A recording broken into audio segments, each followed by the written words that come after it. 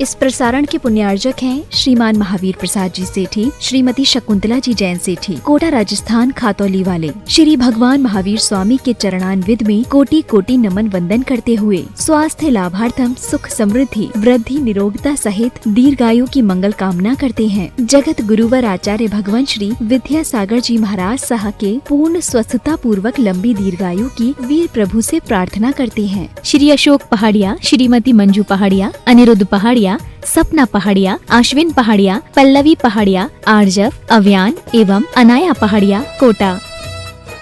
श्री अनिल जैन, श्रीमती अमिता जैन, पुत्र एवं पुत्रवधू शशांक जैन, प्रीति जैन, तरुण जैन, अनुपमा जैन। पुत्री एवं दामाद श्रीमती श्वेता अग्रवाल, श्री आलोक अग्रवाल, नाती नातिन मितुल, मानवी, पौत्री सिमरन जैन, ईशानवी जैन, अहिली जैन, पौत्र संभव जैन, दुर्गापुर, पश्चिम बंगाल। श्री घीसालाल जैन झांझरी, एडवोकेट श्रीमती कला देवी जैन झांझरी, पुत्र एवं पुत्रवधू श्री राजेश जैन झांझरी, अपर जिला न्यायाधीश श्रीमती नीलम जैन झांझरी, पौत्रियां अनुष्का जैन झांझरी, ऐश्वर्या जैन झांझरी, पुत्री एवं दामाद श्रीमती रेखा जैन, श्री दिनेश जैन, दोहिता दिवेश जैन, दोहिती दिशा जैन, पुत्र एवं दामाद श्रीमती रेणु जैन, श्री संदीप जैन, दोहिता ईशान जैन, दोहिती रिया जैन, भीलवाड़ा, राजस्थान।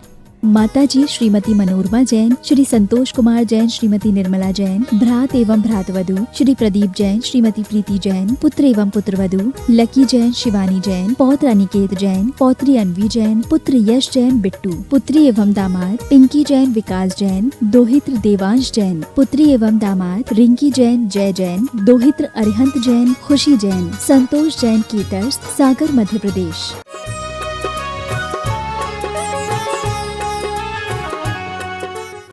जय श्री ओम नमः सिद्धेभ्यः, जय श्री ओम नमः सिद्धेभ्यः।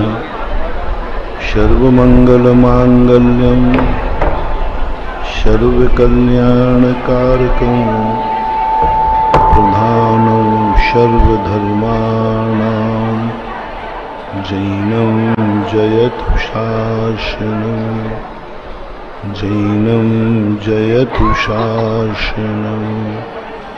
पंच परमेष्टि भगवान की, आचार्य श्री गुरुवर कुंद कुंद महाराज की, आचार्य श्री गुरुवर विद्यासागर महाराज की।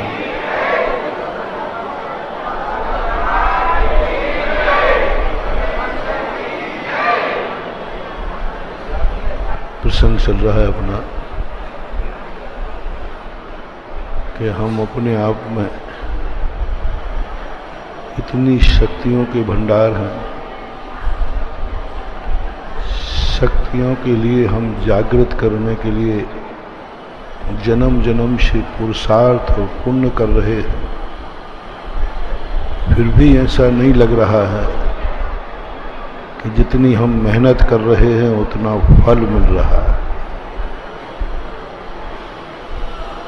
कारण क्या है? इसकी खोज में अपन विचार विमर्श कर रहे हैं तो खोजने में पाया कि हमारे मन में सदा पर पदार्थों से कुछ पाने का भाव रहता है। हमेशा एक परिणाम करते रहते हैं कि हमें दुनिया से कुछ मिलता रहे।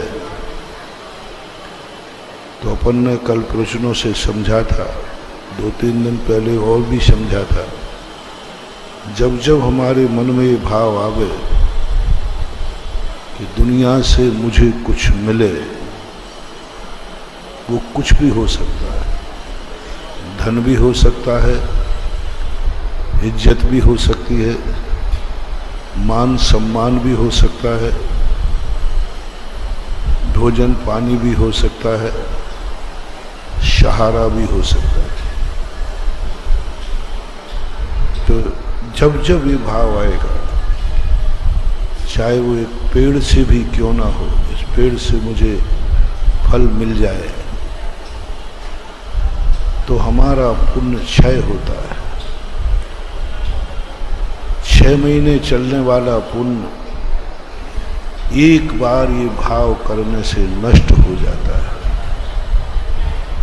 कहाँ तक कमाओगे? कमाओ 6 महीने और चला जाए 1 दिन में, तो कहाँ तक कमाओगे? बचत तो वहाँ होगी, कमाओ 1 दिन और खाओ 6 महीने, तो कुछ बात बने। कमाओ तो 6 महीने और खा लो 1 दिन में, तो कहाँ तक सिद्धि करोगे? इसलिए ये सूत्र अपने दिमाग से निकालना है। ये साधना करो, तपस्या करो, भाव करो। मैं किसी से कुछ भी नहीं पाना चाहता हूँ, मैं किसी से कुछ नहीं लेना चाहता हूँ। मेरी जिंदगी में किसी से किसी की जरूरत ही नहीं पड़े। एक साधना, बहुत बड़ी साधना है। भगवान से कहो, अपने ध्यान करो, नमोकार मन से करो, गुरु से करो कि बस मेरे मन में कभी किसी भी व्यक्ति से, किसी भी वस्तु से कुछ लेने का भाव ना आवे, कभी लेने का भाव। दूसरी बात, यदि लेना ही पड़े, मजबूरी हो जाए, उसके बिना कोई दूसरा रास्ता न मिले, तो एक दूसरा वरदान भगवान कहे कि देख, तू इतना पुण्यवान नहीं है, तेरे में इतना पुण्य नहीं है कि तुझे संसार में रहकर किसी की जरूरत ही न पड़े। तू पुण्यहीन है, तुझे पग पग पर दूसरे के सहारे की जरूरत पड़ेगी। तू कर्म भूमि का जीव है,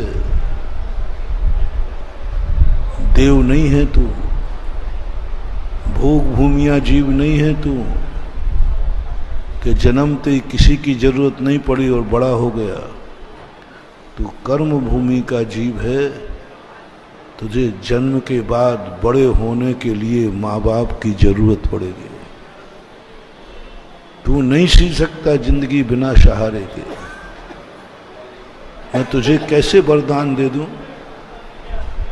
भगवान से कहा, भगवान मुझे ऐसा वरदान दो, मुझे किसी की जरूरत नहीं पड़े, मैं किसी का सहारा नहीं लूं। भगवान कहते, ये वरदान तो मैं तुझे नहीं दे पाऊंगा, क्योंकि जो पुण्यहीन से लेकर के तू जन्मा है, जिस काल में तू जन्मा है, तेरा इतना पुण्य कहाँ है कि तू बिना किसी के सहारे जी सके, चल सके। मैं नहीं दे सकूंगा, क्योंकि वरदान झूठा होगा। तो फिर दूसरा वरदान मांगना कि चलो प्रभु, मैं पुण्यहीन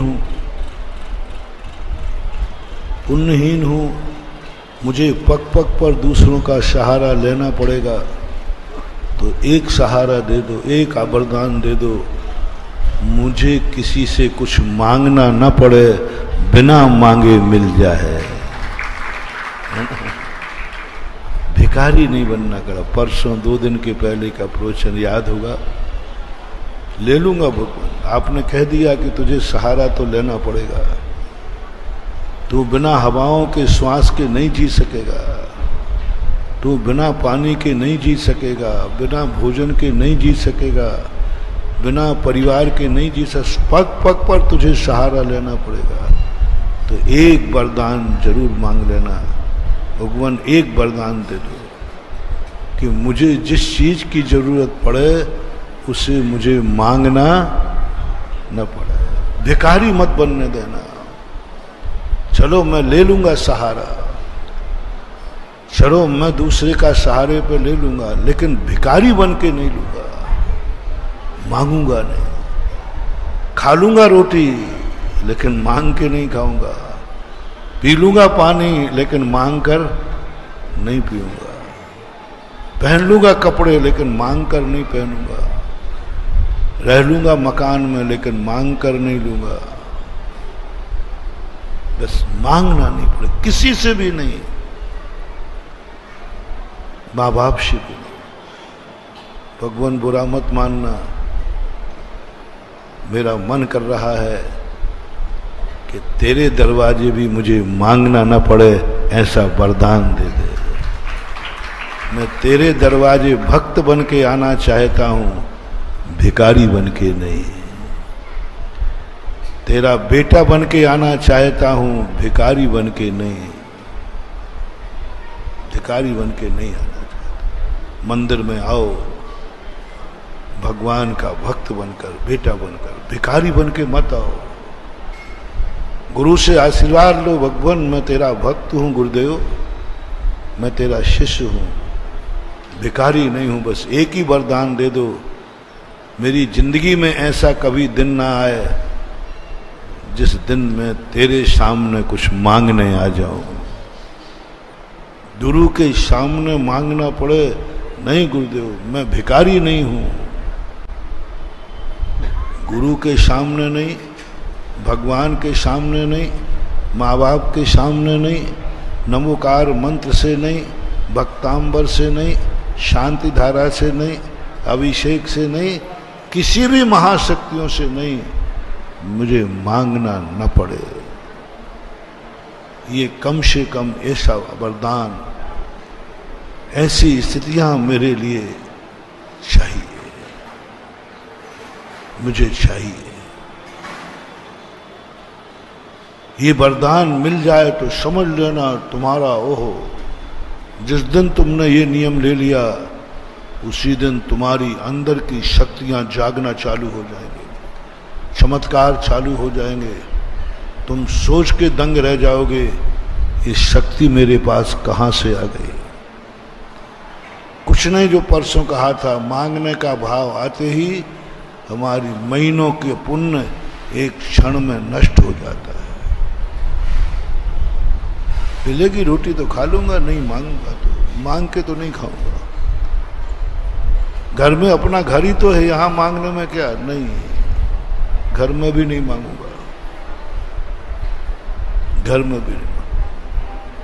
यदि ये विषय भी तुम्हारा कार्य न चले कि महाराज आप समझो बात को, हमारे मम्मी पापा इतने अच्छे नहीं हैं कि वो बिना मांगे, उनसे हमें मांगना ही पड़ेगा, नहीं तो महाराज हम भूखे ही सो जाएंगे। वो मम्मी देने वाली नहीं है। पापा से नहीं मांगे, हमारा पापा इतना कंजूस है, इतना कंजूस है कि वो अपनी तरफ से यदि हम नहीं मांगे तो वो खुशी मनाएगा। हाँ, कंजूस होते हैं। 3 बेटे थे, उन्होंने कहा देख भाई मेरे पापा इतने कंजूस हैं, इतने कंजूस हैं कि एक सुपारी का वो टुकड़ा होता है ना, बोले एक सुपारी का टुकड़ा पूरी साल भर चलता है। इतना सा निकालते हैं और खा लेते, पूरी साल भर चलता है। बोले बस इतना ही सा साल भर चलता है। मेरे पिताजी तो इतने कंजूस हैं कि एक सुपारी का टुकड़ा लाए थे, भोजन करने के बाद उसको देखते हैं और जेब में रखते हैं, जिंदगी भर एक ही टुकड़ा चल रहा है। उनको देखने मात्र से स्वाद आ जाता है। तीसरा कहता है एक टुकड़ा खरीदा तो है ना, हाँ एक खरीदा, जिंदगी भर चला रहे।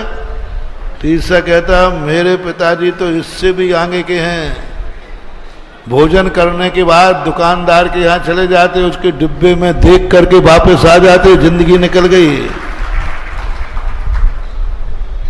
खरीदना भी।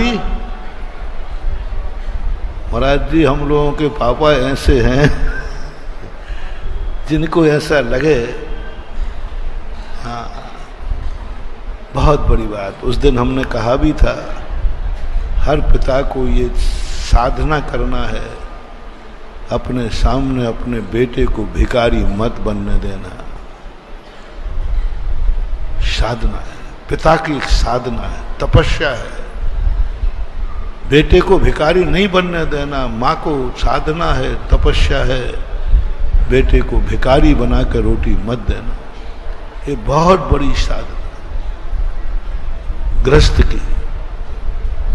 और यदि ऐसा परिणाम करता है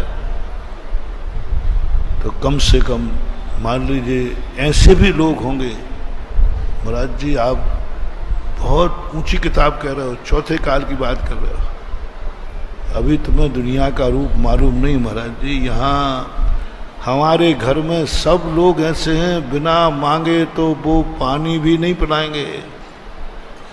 हमें भी कहना पड़ता है कि भाई पानी दे दो, कोई पूछता ही नहीं घर में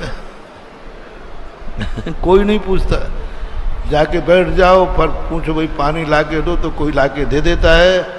और कई बार तो यहाँ तक होता है कि मांगने पर नहीं मिलता, महाराज आवाज आती वो रखे पी लो वहां से। ये यदि वरदान भगवान न दे सके कि नहीं तेरा परिवार अच्छा नहीं है, तेरे परिवार के लोग अच्छे नहीं हैं, बिना मांगे नहीं देंगे, तो तीसरा वरदान मांगना कि भगवान आप अंतर्यामी हैं, एक आशीर्वाद तो दे ही देना, कम से कम हम झगड़ा करके कुछ न लेना पड़े, राग द्वेष करके चलो मांग लूंगा, प्रेम से मांग लूंगा कि भाई मुझे ये चीज दे दो, लेकिन ऐसे इतना वरदान दे दे मुझे अपनों से झगड़ा करके छीनना न पड़े, भाई भाई से झगड़ा ना करना पड़े, पिता से झगड़ा ना करना पड़े, कुछ पाने के लिए मुझे झगड़ना पड़े, छीनना पड़े, जबरदस्ती लेना पड़े, कोर्ट केस जाना पड़े, कम से कम इतना तो हमारी जिंदगी में कभी नहीं आए। ये तीसरा वरदान तो आपको पैर पकड़ के भी मांगना पड़े तो ले लेना।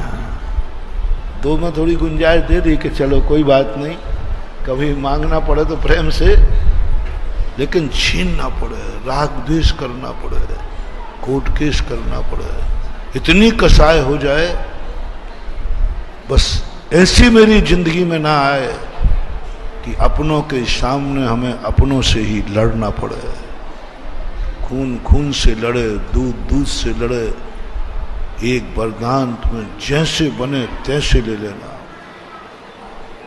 एक जिंदगी की एक तपस्या कर लेना,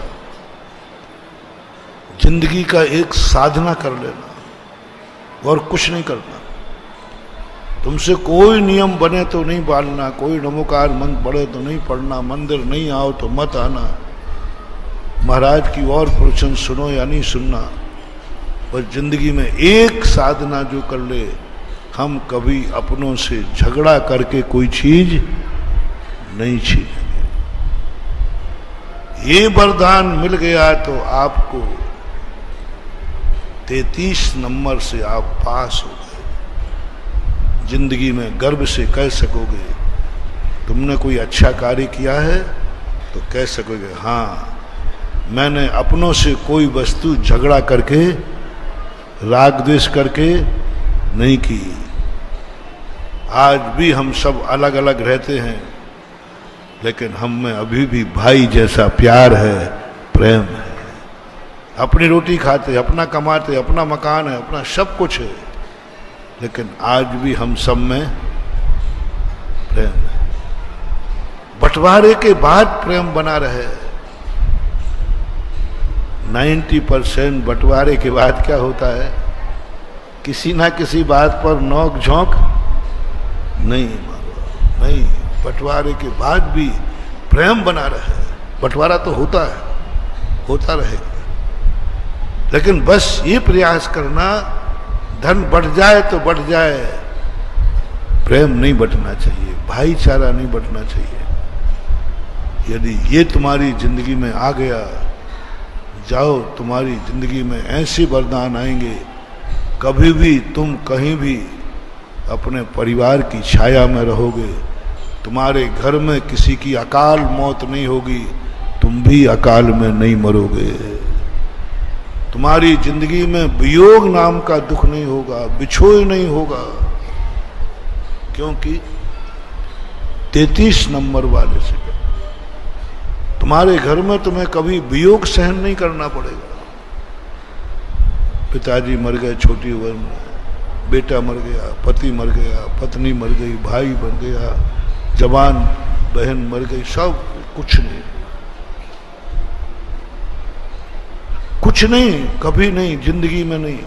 अकाल मौत से तुम बचोगे और तुम्हारा परिवार बचेगा। मात्र एक वरदान मांगना है, एक साधना करना है।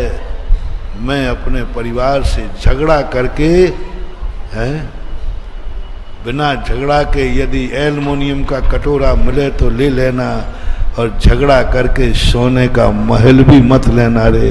मैं अपने भक्तों से कहना चाहता हूं, किसका कटोरा मिले, बिना झगड़ा करे। कौन सा कटोरा? जिसमें भीख मांगी जाती है ना। यदि कोई कहे तुम्हारे परिवार के लोग, और तुम कहना साहब आप तो जो सब कुछ मुझे इच्छा से दो पिताजी, भाई बंधु, वो ले लूंगा, तो कहेगा ले ले, मैं तुझे एल्युमिनियम का कटोरा देता हूं, इससे भीख तो मांग सके। तुम तुरंत मेरा नाम स्मरण करके, मेरे को नमोस्तु करके, और उन सबको जय जिनेंद्र करके वो कटोरा ले लेना, माथे से लगाना। जय जय गुरुदेव, जय हो महाराज, आपकी कृपा से कम कुछ बोला करब सही। एल्युमिनियम का कटोरा लेकर बस मन कहे क्या हो गया? बोले भले ही एल्युमिनियम का कटोरा मिला, लेकिन मैंने गुरु की आज्ञा का पालन किया। मैं बिना झगड़ा के भिखारी बन करके, और इस प्रकार से नहीं लिया, मिला जो लिया। कोई मन में क्लेश मत करना, मन में क्लेश मत करना। वो एल्युमिनियम का कटोरा लेकर के मैं मिल जाऊं तो मेरे पास आ जाना, क्योंकि मैं कम मिलता हूं, लेकिन अभिनंदन नाथ भगवान यही मिलेंगे। उनके पास आकर बहुत शान से भक्तांबर पाठ पढ़ना, और भक्तांबर पाठ पढ़ के जैसे ही तुम कटोरी की तरफ देखोगे, वो कटोरा सोने में रूप में परिवर्तित हो जाएगा। कुछ ऐसा रास्ता निकलेगा कि उन्होंने भीख मांगने को भेजा था, और तुम पता नहीं क्या से क्या बन जाओगे, क्या से क्या बन जाओगे। क्योंकि तुमने कहा एल्युमिनियम कटोरा ले लूंगा, लेकिन झगड़ा नहीं करूंगा, प्रेम को नहीं टूटने दूंगा, भाईचारा नहीं टूटने दूंगा। रामचंद्र जी ने क्या किया? यही तो किया श्री राम ने। अयोध्या से निकाल दो, निकल जाऊंगा, राज छीन दो, छोड़ दूंगा। लेकिन लक्ष्मण से क्या कहते? कहां जा रहे हो भैया? माता कैकेयी के पैर छूने। लक्ष्मण कहता भैया पागल हो गया, उसी ने तो जिंदगी बर्बाद कर दी, सब कुछ छीन लिया, सब रंग में भंग कर दिया, देखो बर्बाद कर दिया। बोले लक्ष्मण सब कुछ छीन ले, बे सब कुछ चला जाने दो, बस मेरा एक नियम है, माँ बेटे का संबंध खत्म नहीं होना चाहिए। क्या मेरा संबंध इसलिए था माँ से कि मुझे अयोध्या का राज्य मिल रहा था? इसलिए था माँ से मेरा संबंध क्योंकि मैं राजा बन रहा था? इसलिए था मेरा माँ से संबंध कि मेरी जिंदगी में वो बहुत काम आ रही थी? नहीं लक्ष्मण, संबंधों के सामने अयोध्या का राज्य क्या है? मैं अपने मन को, सारी दुनिया को ये दिखाना चाहता हूं, सब कुछ छिने तो छिन जाए, कुछ नहीं मिले। देखो क्या बात महानुभाव, कुछ नहीं मिला। अयोध्या का मूल उत्तराधिकारी, सब तरफ से अयोध्या का अधिकारी, और पहले से नहीं, शाम को रात सुबह अभिषेक होना, अच्छे बौखला जाए। अयोध्या का किस ढंग से निकाला, किस ढंग से निकाला। ये भी नहीं सोचा कि अयोध्या के राजकुमार हैं, यहां उनकी सुरक्षा में सेना चलती है, ये जंगल में सुरक्षित कैसे रहेंगे?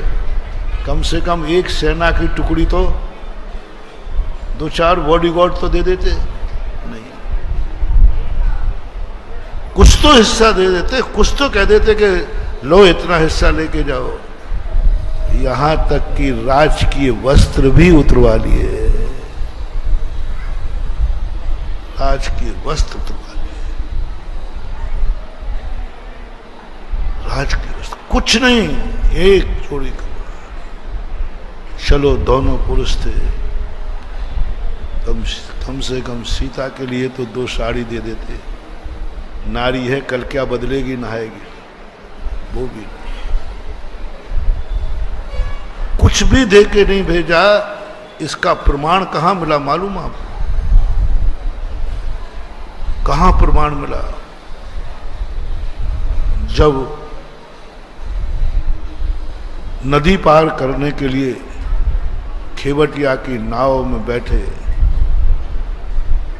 तो रामचंद्र जी कहते हैं कि देखो ये बेचारा मजदूर है, किसी दूसरे को पार उतारता तो कोई ना कोई इसको मजदूरी मिलती, मैं इसको मजदूरी में क्या दूं? हिल गया वहां, ब्रह्मांड हिल गया। अयोध्या का अधिपति, सारे जगत का जगत अवतारी बलभद्र, तद्भव मोक्षगामी जीव, आज उसके पास इतना भी नहीं है, वो खेवटिया को मजदूरी, खेवटिया को देने लायक नहीं। रामचंद्र जी कहते क्या दूं? लक्ष्मण की तरफ देखा तो लक्ष्मण के पास भी कुछ नहीं था, कुछ नहीं था। श्री राम ने विदेही की तरफ देखा तो विदेही शकपका गई। आप लोग जब कुछ नहीं होता ना, हो तो कुछ दे दे। हाँ, भारत देश को जब अर्थ की समस्या आई थी, इसलिए भारत देश की अर्थव्यवस्था नहीं डगमगाई, सारे विश्व की डबल 10-15 साल पहले की घटना है। क्योंकि यहाँ की महिलाओं के पास कुछ ना कुछ आभूषण थे, उन्होंने तुम्हारी सारी व्यवस्थाएं संभाली। जब घर में विपत्ति आती है तो अंत में महिलाओं के आभूषण ही काम। तो विदेही शकपका गई, मेरे पास तो क्या है। अंत में एक जो सगाई में मिली थी, देख के दंग रह गई, वो बस ये है, और वो अंगूठी उतार करके दे दी। ऐसे दिन किसके आएंगे? ऐसा दिन ललितपुर में किसका है? किसका है? किसी का नहीं। ऐसे दिन ठीक है, आगे की कहानी से अपन को मतलब नहीं। खेवटिया भी समझ गया कि आज तक बहुत बड़े बड़े नाव उतारने के लिए लोग आए, लेकिन इन जैसा गरीब हाँ, बड़े से बड़े लोग गरीब से गरीब आए, लेकिन वो कहानी बात की है। खेवटिया ने क्या कहा, अभी मात इतना ही प्रसंग है, इस दशा ने पहुंचा दिया मां ने। लेकिन रामचंद्र जी ने इतना तो कह सकते थे, मां राजगद्दी ले लो, शब ले लो, कुछ तो मुझे मांग सकते थे। इस परिस्थिति में मांगने में नीति भी मना नहीं करती। लक्ष्मण ने कहा भी, आप बोलते क्यों नहीं हो, कुछ तो मांगो, सीधा बोल दो कि अयोध्या के 4 हिस्से कर दो, कुछ तो मुझे मिलना चाहिए। सब ने कहा। श्री राम कहते हैं, मांगूंगा मैं, भिखारी बनूंगा? नहीं मांगा। मैं जबरदस्ती लूंगा? आप जबरदस्ती ले सकते हो, कह देना देखें कौन है, नहीं जाता, मैं कोर्ट केस करता हूं। यदि कोर्ट केस करते तो कौन जीतता? 100%। और महाराज की अदालत में जाते तो किसके पक्ष में जाते ना? मैं भी राम के पक्ष में ही देता। सारी दुनिया देता। नहीं, छीन कर नहीं लेना, अदालत से नहीं लेना, नहीं नहीं। पैर छूने चले गए। सब कुछ चला जाए लेकिन संबंध नहीं टूटने दूंगा। माँ बेटे का संबंध अकाट है। पैर छूने चले गए। माँ आशीर्वाद दो, आपकी भावना के अनुसार मैं खरा उतरूं। क्या बड़ी बात है। क्या ये ऐसी बात अपने अंदर आ सकती है? यदि तुमने ये नियम ले लिया महानुभाव, जगत में पूज्य हो जाओगे। एक दिन तुम सारे संसार के आदर्श बन जाओगे। ऐसे व्यक्ति भी हैं जो सब कुछ अधिकार है लेकिन जबरदस्ती नहीं आया। तुम्हारा अधिकार है, तुम्हारे नाम से सब कुछ है, लेकिन जबरदस्ती मत लेना। एल्युमिनियम का कटोरा भी सोने का बन जाएगा। करो प्रयास, साधना करो। ये 3 साधनाएं हमने विगत 8-10 दिनों में तुम्हें से साधना करने को कहा है। इसके बाद फिर कोई साधना नहीं है।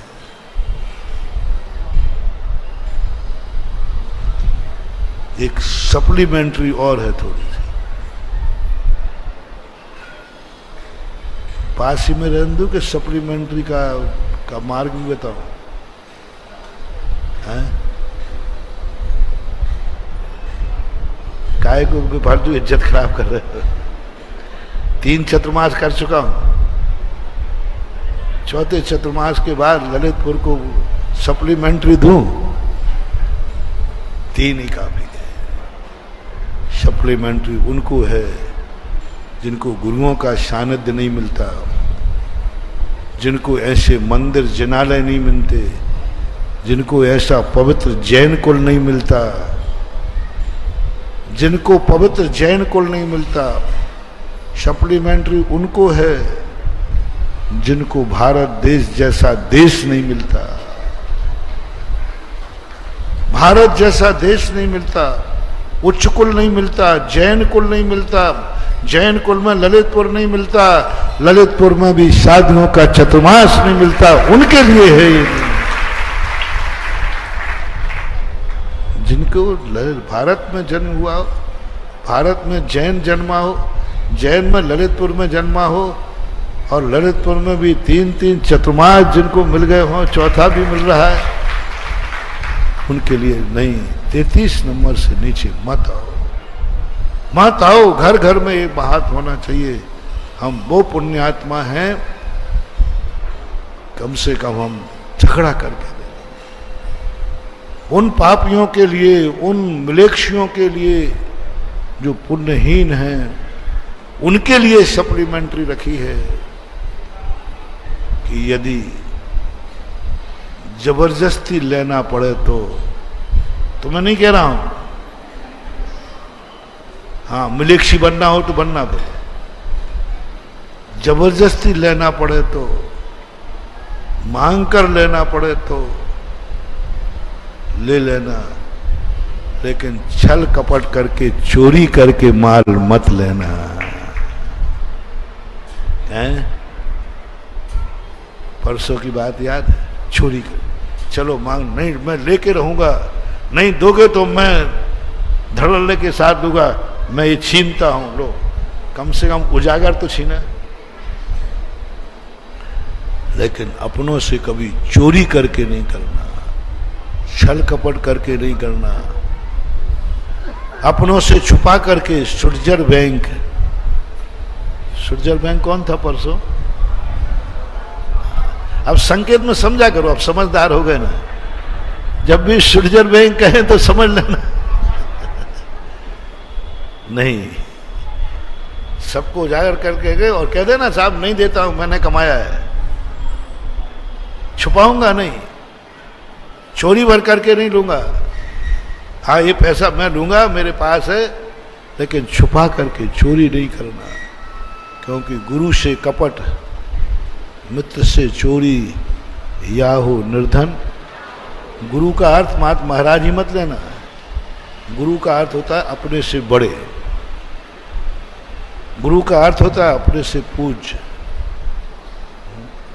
जो अपने से बड़े हैं, किसी में उम्र में, गुणों में, शक्ति में, किसी में भी बड़े हैं, उनका नाम गुरु है।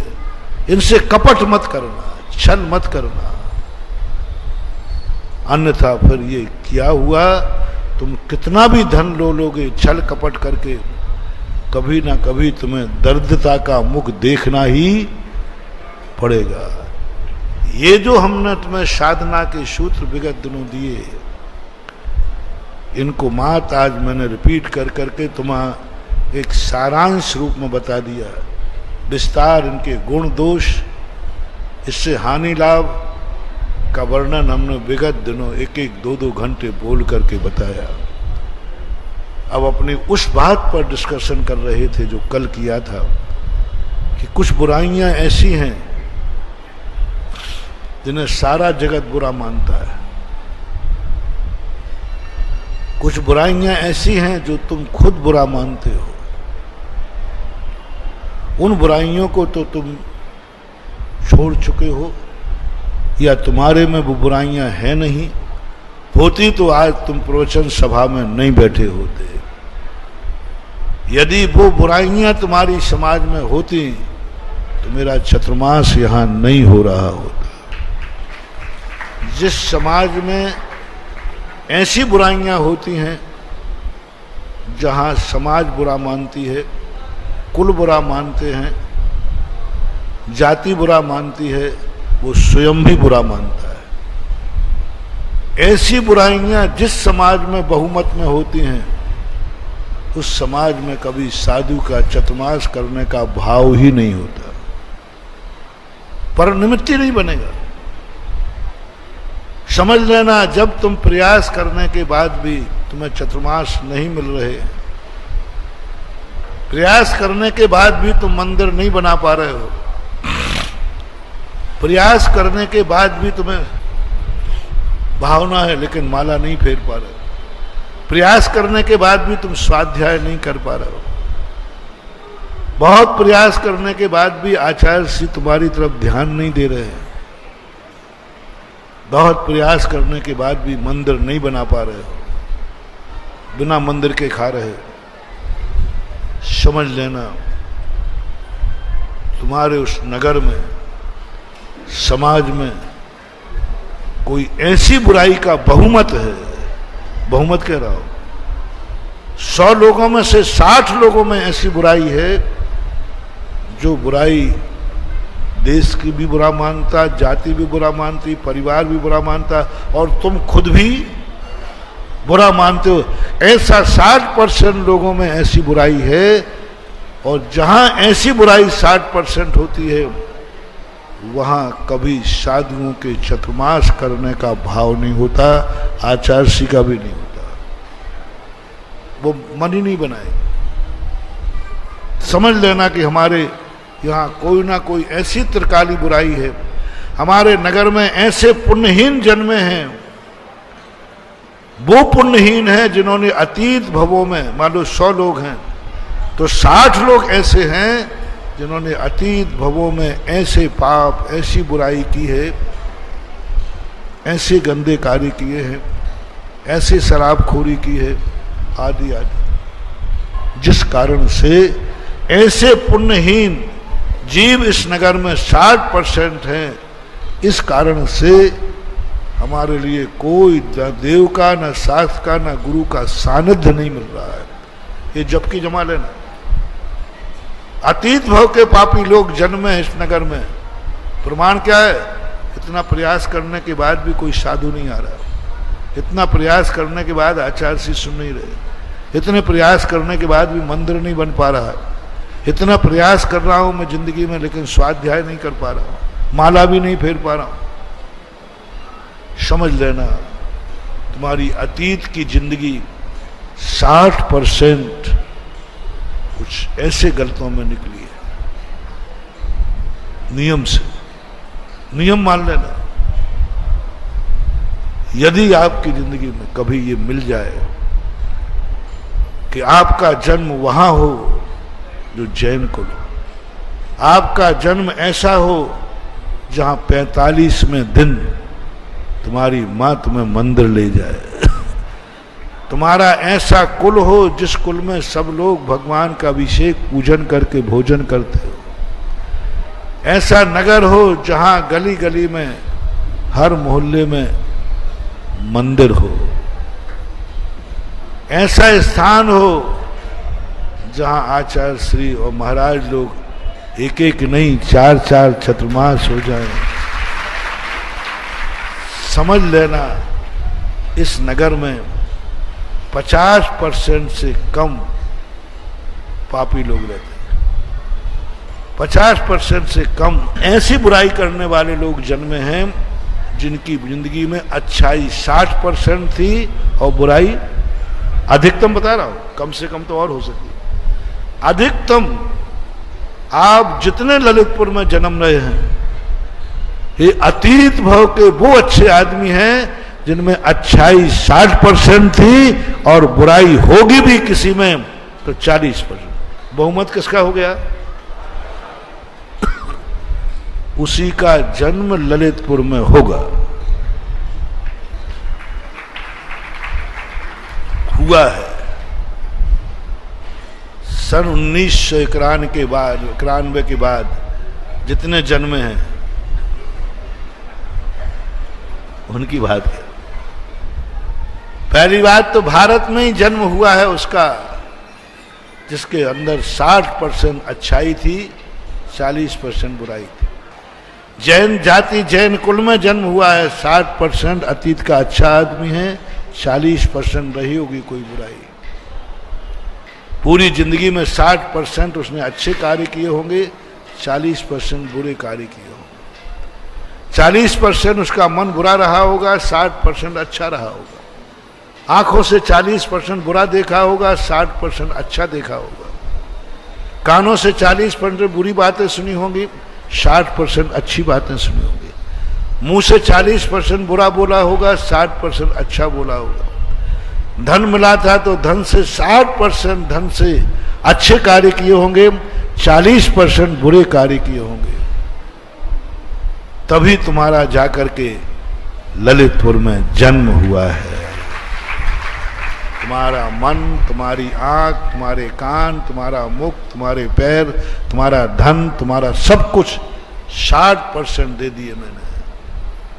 40% अधिकतम की बात है, 40 से कम ही होंगी। किसी का 30, किसी का 25, किसी का 1, किसी का 2, किसी का अच्छाई 60, किसी की 70, किसी की 75, किसी की 99। 60 से कम नहीं है अच्छाई है। और जो पंडाल में बैठे हैं इनका तो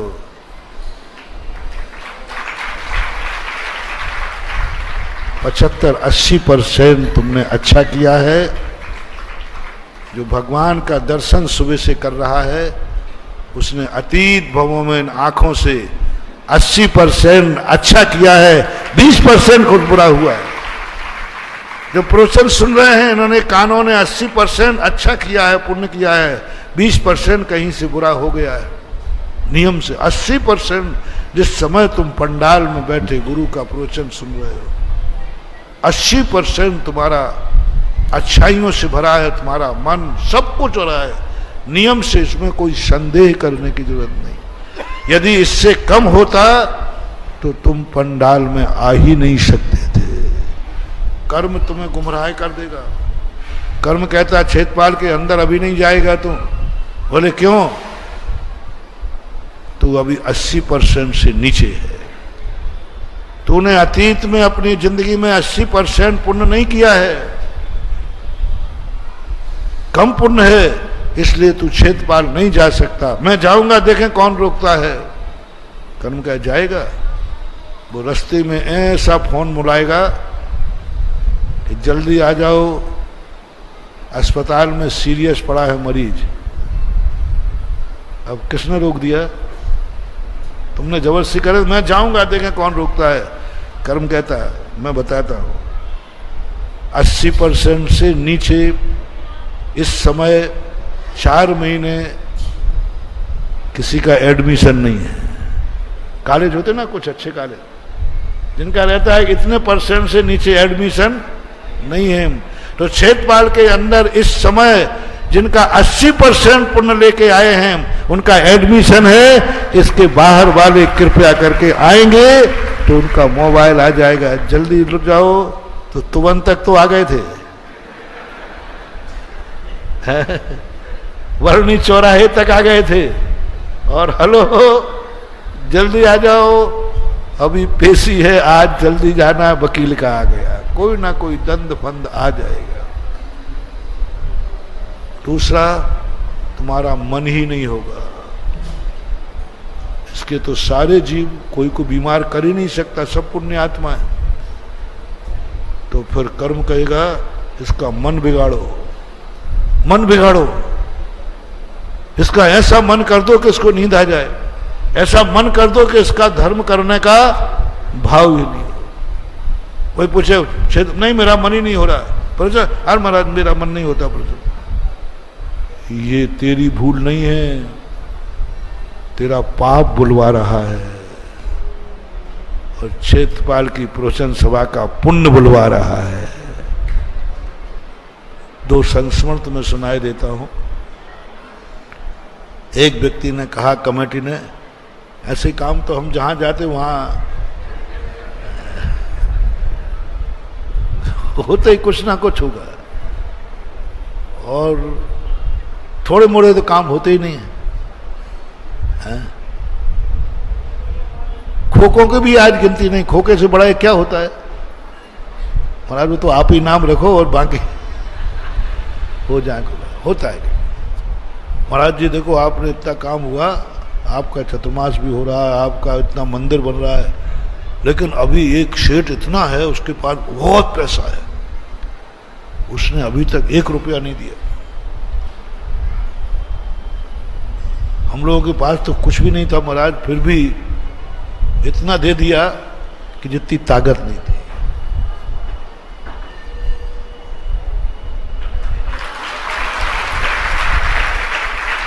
मुझे मालूम है अपने भक्तों की औकात, मुझे मालूम है अपने भक्तों की औकात। भक्तों के लिए जब मैं बोलता हूं किसी भी कार्य के लिए, वो भक्त सबसे पहले आगे आते हैं जिनकी औकात नहीं है। छोटा सा संस्मरण सुना के खत्म करता हूं।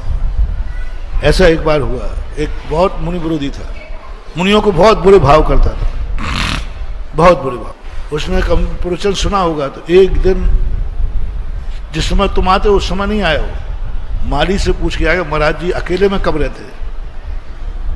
तो उसने कहा साहब सामायिक से उठते उस समय कोई नहीं, तो वो आ गया। मैंने कहा भाई अभी क्यों आए? अरे महाराज जी सब लोग देखते हैं, कोई हम तो मुनि विरोधी हैं आपको मालूम है, आ जाता तो कहते सबको ये आ गया, ये आ गया, आप लोग भी गड़बड़ करते हो, आ गया।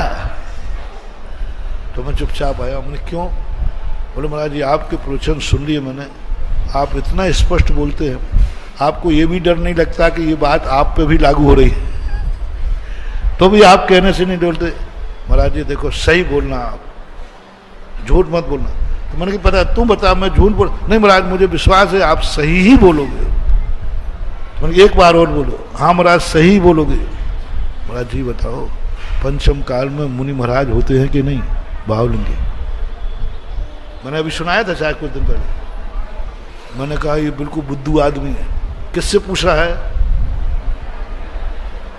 मैंने कहा ये मूर्खानंद है। मैंने धीरे से फैंसी ड्रेस की, नहीं होते। उसकी आंखें अभी भी दिखती, क्या बोल रहा हूं? इतना सत्य आप मुनि होकर, आपके गुरु आचार्य विद्यासागर सारा जगत चौथे काल का महाराज मानता है, वो भी इतना बुद्धू थोड़ी है वो बेचारा। उन्होंने कहा महाराज जी इतना सत्य तो कोई नहीं बोल सकता जो अपने गुरु को और स्वयं को लाइन में खड़ा कर दे। स्वयं मुनि बने कर पंचम काल में मुनि नहीं होते। महाराज जी इसमें मुझे दाल में काला दिख रहा है, कुछ छुपा रहे हो आप? मैंने कहा सही बताओ मैं कुछ छुपा रहा हूं कि सही बोल रहा हूं? बोले महाराज अभी तक तो लग रहा था आप सही बोल रहे हैं, लेकिन अब लगा कि कुछ छुपा रहे हो आप। सही बोल दे कि मैं छुपा रहा हूं कि नहीं। बोले महाराज मुझे पूरा दावा कह रहा हूं महाराज जी आप कुछ गलत बोल रहे हैं। उनकी मैं गलत बोल रहा हूं तो सही क्या है? मैं बोल देखना मुझे वकील से कम मत समझना रे वकीलों को। हाँ, एक आध दिन हो जाए तो आ जाओ। हाँ बहुत वकीलों से बढ़ता हूं मैं। मैंने कहा कि क्या बोले महाराज जी बिल्कुल लग रहा है मुझे डाउट हो रहा है कि आप गलत बोल रहे हो, कुछ छुपा रहे हो। मैंने कहा मैं गलत बोल रहा हूं तो सही क्या है? मैंने ये बोला कि पंचम काल में मुनिराज नहीं होते, ये बात आपको गलत लग दो, तू बोल सही क्या है? मैं गलत हूं तो दो ही बातें होंगी ना, या तो मेरा समर्थन करो या सही कहो। बोलो महाराज जी कुंद कुंद स्वामी ने तो लिखा है कि पंचम काल में होते हैं। अरे मन की ये तो ज्ञानी है। कुंद कुंद भगवान ने लिखा होते हैं तो फिर जरूर मैं गलत बोल रहा हूं।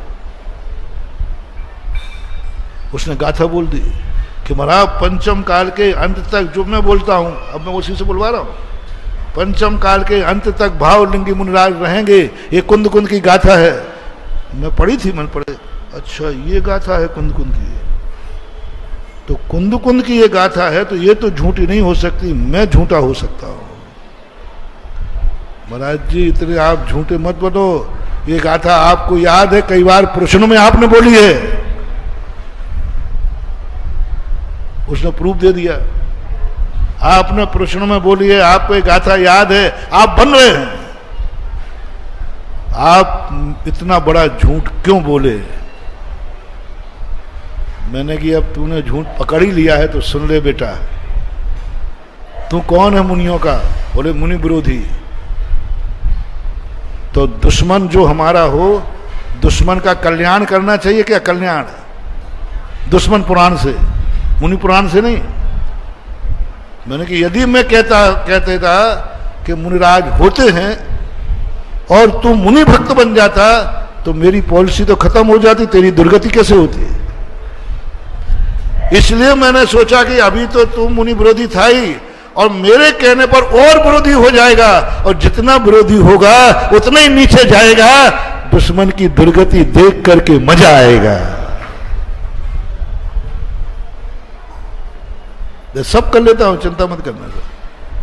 मैंने कि मजा तो जब आता जब तेरी दुर्गति, क्योंकि और मैंने मुनिराज से भी पूछा है, मुनिराज ने भी कहा मुनिराज नहीं होते तो तेरे और विरोध बढ़ेगा कि घटेगा? बोले बढ़ेगा। तो मैंने कि मैं यही चाहता था कि तू और बढ़, चढ़ जा बेटा छनों के झाड़ पे। और जितने बार बुराई करेगा उतना पाप बंधेगा, नरक की दुर्गति बांधेगा, दुश्मन की दुर्गति में मुझे मजा आएगा। इसलिए मैंने ये झूठ बोला। अच्छा महाराज ये बात है। मैं आज नियम लेता हूं, आज के बाद मुनियों की बुराई नहीं करूंगा। और मेरे नगर में जब भी मुनि आएंगे मैं लेने जाऊंगा, चौका लगाऊंगा, लेकिन आपको सफल नहीं होने दूंगा। आप मेरी दुर्गति करने के लिए झूठ बोल गए। दुर्गति करने के लिए आपने सत्य महाव्रत दांव पर लगा दिया। दुर्गति करने के लिए जानते हुए भी कह रहे हो कि हमने कुंद कुंद स्वामी की गाथा। चाहे मुझे कुछ भी करना पड़े मैं आपकी पॉलिसी फैल करके रहूंगा और मैं आज से मुनि भक्ति बनूंगा। देखता हूं कौन दुर्गति भेजता है। और सबसे पहले तो उसने मुझे ही नमोस्तु कर लिया। मैं आपको ही नमोस्तु करता हूं। और आज भी वो चौका लग रहा है, जिंदा है वो, यहां नहीं है, दूसरे गांव का जिंदा है, चौका लगता है। जब भी मेरे यहाँ भी हो गए, बोले महाराज अब तो दुर्गति नहीं आओगे, आप फेल हो गए, मैं पास हो गया। मैंने नाटक किया इसलिए था क्योंकि तू वैसे मानने वाला, क्योंकि सभी महाराज कहते पंचम काल में होते, इसलिए समझ रहे हो ना। दुश्मन को कभी भी धर्म की तरफ प्रेरित मत करना, दुश्मन को कभी दान देने के लिए प्रेरित मत करना। जो अपना निकट का हो, अपना भक्त हो, जिसको हम सबसे ज्यादा चाहते हो, सबसे पहले उसको धर्म कार्य में आगे लाओ और भावना करो ये धर्म कार्य को हमारा भक्त करे, दुश्मन ना करे। इसलिए आज का भाव क्या हुआ? धर्म का अतिशय, अंजलि का अतिशय। इसलिए अब ये नहीं सोचना है कि उसके पास इतना पैसा है, उसने तो कुछ नहीं दिया। ये सोचो ये अभिनंदन नाथ भगवान की पॉलिसी है कि उसका पैसा नहीं लिया, पॉलिसी है।